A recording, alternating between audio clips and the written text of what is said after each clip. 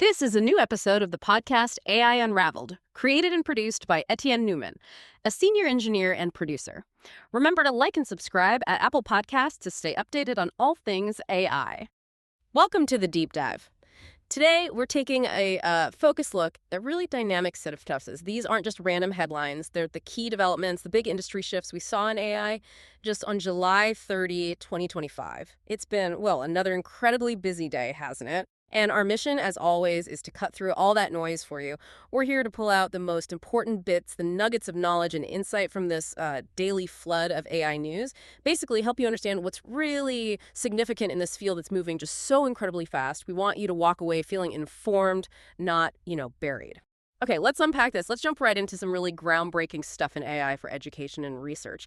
So kicking things off in education, there's this fascinating new thing from OpenAI. They're calling it study mode for ChatGPT. And it's not just, spitting out answers. It's designed to be more interactive, like a learning tool. It gives structured explanations, tracks your progress, stuff like that. What's really clever, I think, is how it uses Socratic questioning.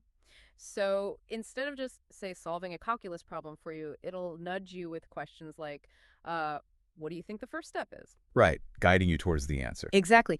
It feels like a direct response to those fears from educators. The AI just, stops kids from thinking critically.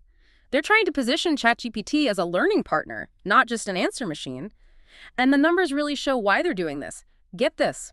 1 in 3 college-aged people are using ChatGPT, and learning is the top reason. 1 in 3, wow. Yeah. And U.S. teen usage for schoolwork, it doubled from 13% in 2023 to 26% in 2024. That's a massive jump in just 1 year. It is. And it's not just OpenAI. Khan Academy's AI tutor, Khanmigo, it hit 700,000 users in 380 school districts last year. This is definitely going mainstream. What's fascinating here is, it's this shift, isn't it? From AI as just the answer engine to AI as this sort of Socratic guide.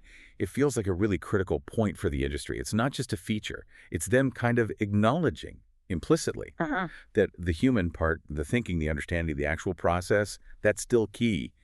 Even with all this AI power, this could really change what education looks like in the AI age. And we're seeing others do it too, right? Anthropic's Claude has that learning mode they launched back in April. That's a great point about them recalibrating, but okay, here's the catch. This is where, optimism bumps up against reality. There's an obvious flaw, as one source put it. Students can just toggle back to regular ChatGPT anytime. Ah, right, the escape hatch. Exactly. Common Sense Media tested this. They asked regular ChatGPT to write a flawed essay, make it sound like a 9th grader wrote it about To Kill a Mockingbird. And boom, it did it instantly. But study mode, it pushed back, said something like, I'm not going to write it for you, but we can do it together. So it relies on the student choosing the harder path. Pretty much. It's banking on the honor system, which, we know how that goes sometimes. It really highlights that challenge, doesn't it? How do you build AI for responsible learning without just, locking it down completely? Right. That tension between guiding and, user freedom. That's going to be interesting to watch. Probably needs more than just a software fix. Definitely a cultural shift, maybe. So, okay, if AI is changing how we learn, what about how we discover things? That takes us from the classroom right to the edge of scientific research.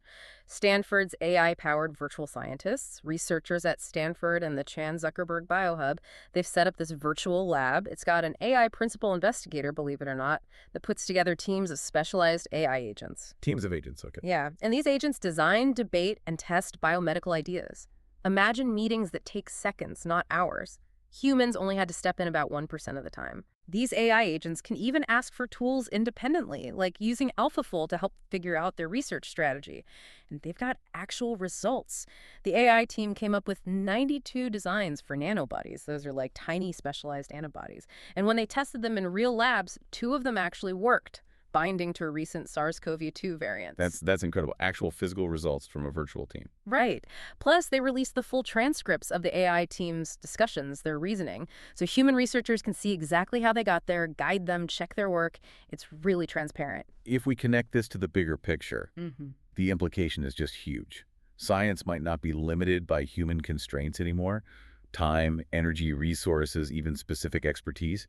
With these agentic AIs getting better and better, the whole pace of discovery could fundamentally change. It really challenges our old ideas about how research gets done. Maybe we can tackle problems we thought were just too big, too complex before. calling all AI innovators and tech leaders. If you're looking to elevate your authority and reach a highly engaged audience of AI professionals, researchers, and decision makers, consider becoming a sponsored guest on AI Unraveled. Share your cutting-edge insights, latest projects, and vision for the future of AI in a dedicated interview segment. Learn more about our thought leadership partnership and the benefits for your brand, and apply at https://djamgattech.com/afa-unraveled. You'll find the links in the show notes. Okay, let's shift gears now from the lab to the money side of AI, the finance and talent whirlwind. And here's where it gets really interesting. The investor appetite right now is just ravenous. Take an Anthropic. They reportedly closing in on a massive funding round. We're talking $3 billion to $5 billion. Billion with a B. Wow. And get this, that could push its valuation from $61.5 billion back in March to potentially $170 billion. Now, just 4 months later. Tripling its value in 4 months. Yeah. That's astronomical. Isn't it? If that goes through, Anthropic becomes the second most valuable AI company out there, just behind OpenAI, which hit, $300 billion valuation in March. And notice the trend here. They're both courting sovereign wealth funds. Qatar, Singapore. It seems like that's the playbook now to get these huge sums of capital. Well, that scale of funding, it's not just about the money itself, is it? It's a strategic signal. It shows the enormous value the market sees in these foundational models. And tapping into those global funds, especially sovereign wealth, gives them a really long runway for R&D, for expansion. It fuels that global race for AI dominance. But this raises an important question about ethics, right? Balancing the need for huge funding with where that money actually comes from, especially if it's potentially from, let's say, repressive regimes. That's a tricky line to walk. Absolutely. A very important point. And speaking of competition, the fight for talent is just brutal. Meta is being incredibly aggressive. Reports say they're trying to poach over a dozen people from Mira Murati's new place, Thinking Machines Lab. You know, she used to be CTO at OpenAI. Right, TML. Yeah. And the offers are insane. One apparently over $1 billion, others in the $200 to $500 million range over 4 years. First-year guarantees of $5,100 million. $1 billion for one person. That's the report. And Zuckerberg himself is apparently getting involved, sending WhatsApp messages to recruits. The pitch from Meta's CTO, Andrew Bosworth, seems to be all about open source, commoditizing AI to undercut rivals like OpenAI. Interesting strategy. What? But is it working? Well, here's the thing. Despite those mind-blowing numbers, apparently not a single person from TML has actually jumped ship yet. There seems to be a lot of skepticism in the industry about Meta's actual plan, their roadmap. Money isn't everything, it seems. Fascinating. So even at that level, the vision matters. It seems so. And this talent war is hitting Apple, too. They keep losing AI experts to Meta. Bowen Zhang is the fourth researcher from Apple's foundational models team to go to Meta's superintelligence labs in just 1 month. Fourth in a month. Ouch. Yeah, joining others like Tom Gunter, Mark Lee, and Ruming Pang. Remember that name? His hiring reportedly cost Meta $200 million alone. Good grief. Apple's response, apparently they're slightly increasing pay for their AI teams, but it's just not anywhere near what Meta is throwing around. It really does paint a picture of an intense AI arms race, but for people, for expertise. It shows how valuable top human talent still is, even as the AI gets smarter. Human ingenuity is still the key resource here. Absolutely. And while the talent battles rage, the hardware scene is shifting too. Nvidia's challenger, Groq, the AI chip maker, they're reportedly close to a $6 billion valuation. That's significant. It signals, I think, a really healthy diversification happening in AI hardware. It's not just Nvidia anymore. More competition, more players. That's good news. It can spur innovation, maybe bring costs down eventually.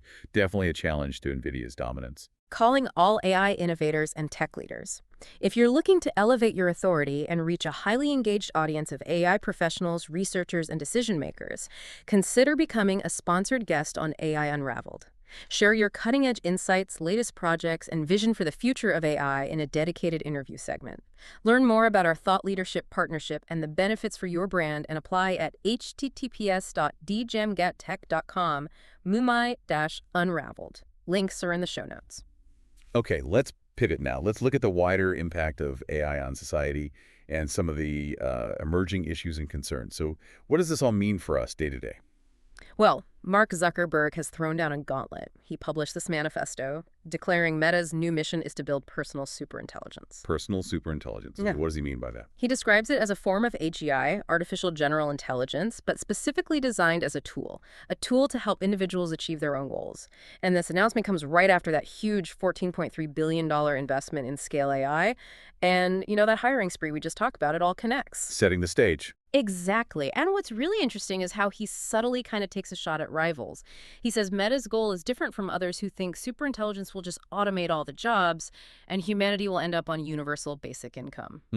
Drawing a clear line in the sand. Yeah, positioning Meta's vision as empowering the individual within an AI future. What's fascinating here is you really see these competing visions for what AI is for. Is it a tool for personal empowerment, like Zuckerberg suggests? Or is it something that fundamentally replaces human labor, leading to that UBI scenario? These aren't just tech strategies. They have massive societal implications. It's a philosophical debate playing out through code and capital. Couldn't agree more. And speaking of changing fundamentals, how about job interviews? This one really caught my eye. Meta is piloting AI-enabled interviews. Meaning, AI helps you in the interview. Exactly. Candidates doing coding assessments can actually use AI assistance during the test. Seriously. Wow. Okay. Yeah. Meta's argument is, look, this mirrors how engineers actually work now, right? Using AI tools is part of the job, so why pretend otherwise in an interview? They also say it helps reduce covert AI cheating, people sneaking uses of AI by just making it open. The focus shifts. It's less about raw coding from memory, more about your prompting skill, how well you can guide the AI, interpret its output. They're calling it vibe coding. Vibe coding. Okay. Yeah. That's a shift. It really is, and it puts pressure on traditional hiring because other big companies like Amazon, Anthropic, they're still saying absolutely no AI tools during interviews. So you have this real split in approaches. This raises an important question. How does this change what we even mean by competence? If collaborating effectively with AI becomes the key skill, not just, knowing syntax off the top of your head, the skills we value are changing right before our eyes. Absolutely. It redefines proficiency. Now, as AI gets woven deeper into everything, we're also seeing, predictably, some friction. Here's where it gets really interesting. Some real-world bumps. For example, Hertz customers are complaining. Their AI-powered car scanners are apparently flagging damages that weren't there, leading to unfair charges. Oh, yeah, that sounds like a problem. Transparency, accountability. Who fixes it when the AI gets it wrong? Exactly those concerns. And then on the other side, you have YouTube using AI in a potentially very positive way. They're deploying AI systems to identify teen users, even if they didn't put in their real birth date. How? The details aren't fully clear, but the goal is to apply age-appropriate protections automatically, like disabling personalized ads, turning on digital well-being features, using AI for safety and privacy. That's a really interesting application, using the tech to enforce safeguards. Definitely. And one more power dynamic shift. Microsoft's perceived edge in AI might be under pressure. OpenAI is reportedly looking to work more with other cloud providers, not just relying solely on Microsoft Azure. Diversifying their infrastructure. Makes sense. Reduces dependency, maybe gets better pricing. Right. It could shift the balance in the cloud wars for AI. Shows even the tightest partnerships can evolve as the market matures. And just a super quick rundown of a few other things from July 30th, because it was a busy day. Google's Notebook LM added video overviews. Microsoft is apparently close to a deal to keep access to OpenAI tech, even post-AGI. Hedging their bets. Seems like it. XAI opened the waitlist for its Imagine generator images, video, maybe even audio. Adobe dropped new AI features in Photoshop Harmonized, Generative Upscale. Ideogram released character for consistent characters. And Writer launched an enterprise AI agent called Action Agent, just constant updates. It really is. And look, to help you keep up with all this and maybe even get certified in the space, don't forget Etienne Newman's AI certification prep resources. He's got ebooks and audiobooks for Azure AI Engineer, Google Cloud Generative AI Leader, AWS AI Practitioner, Azure AI Fundamentals, Google Machine Learning. You can find them all at dgemcape.com, Shopify, or Google Playbooks. Plus, check out the AI Unraveled Builders Toolkit. It's packed with AI tutorials, guides, audio, video, everything you need to start building with AI yourself. We've put links for all of that in the show notes. Wow. Okay, that was quite the deep dive today. From AI reshaping learning and science to these crazy talent wars and investments, and right down to how it's changing job interviews and raising accountability questions. It's just undeniable how fast this tech is moving and changing, well, everything. Pulling these key threads together for you, we hope it gives you a clearer perspective. It really does. And maybe a thought to leave you with. Given this incredible speed of innovation, but also the complex ethical and societal questions popping up constantly, how do we, collectively, figure out the right boundaries, the responsibilities that come with building and deploying this powerful technology? That's the ongoing conversation, isn't it? That is a fantastic question, something for all of us to think about. We hope today gave you a solid snapshot of the AI pulse right now. What stands out to you from all this? Keep watching, keep asking questions. Thanks so much for joining us for today's deep dive. We'll catch you on the next one.